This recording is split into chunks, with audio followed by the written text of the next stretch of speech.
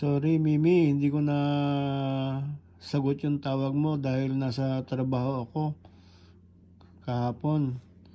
Ngayon, doon sa tanong mo, ang pagkakaalam ko, kung halimbawa ito ay muhon o monument, ang bawat side, suppose ito yung sa inyo, property 1, tapos yung sa kabila ay property 2, pwedeng maglagay siya ng pader, pero yung common line, yung gitna, hindi niya dapat sakupin yun. Halimbawa, ito yung pinaka-sentro, kasi may line yan. Ito, tumpo lang ito. May line yan sa gitna. Hindi siya pwedeng lalampas doon sa property nyo. Ngayon, pwede siya magtayo ng wall dito. Kaya nga sabi ko ito, wall niya. At kayo naman, pwede ka magtayo ng wall dito. Bali, independent wall. Ngayon, depende yun sa pag-uusap nyo.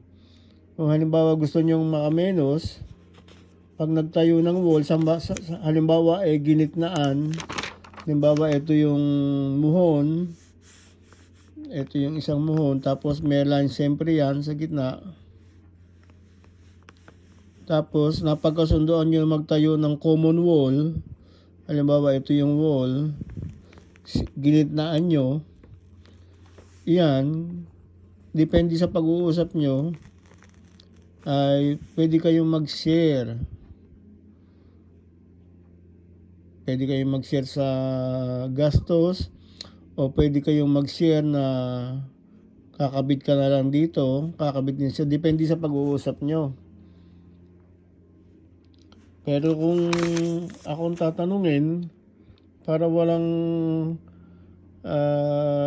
masyadong reklamo, kasi hindi natin alam, baka pagka yung ganitong ginawa nyo, tapos may damage, baka ikaw pasisihin.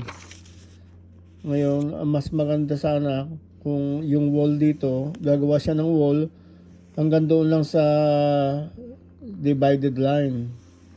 Tapos kayo naman, gagawa din kayo ng wall nyo sarili, kakabit lang kayo doon. Siyempre, kung siya ay hindi lumampas doon sa line, hanggang doon na lang ang limit nyo din pagkabit nyo ng paggawa nyo ng wall, dahil nauna atang ginawa itong wall na ito sa kabila. Ngayon, ang problema lang kung ginitnaan niya, tapos ayaw niya magpakabit doon, kailangan mag-usap kayo. Ngayon, kung hindi siya pag-usap ng maayos sa inyo at hindi kayo magkasundo, kailangan siguro ay magtanong-tanong kayo kung anong mabuti raon sa mga nagko-construct o kay Brother Ray, kung ano talaga regulasyon dyan. Pero ang pagkakaalam ko talaga, depende sa pag-uusap. Kung halimbawa nagtayo siya ng wall dito, hindi siya lalampas doon sa property nyo. At ikaw naman din, hindi ka pwedeng lumampas sa property niya.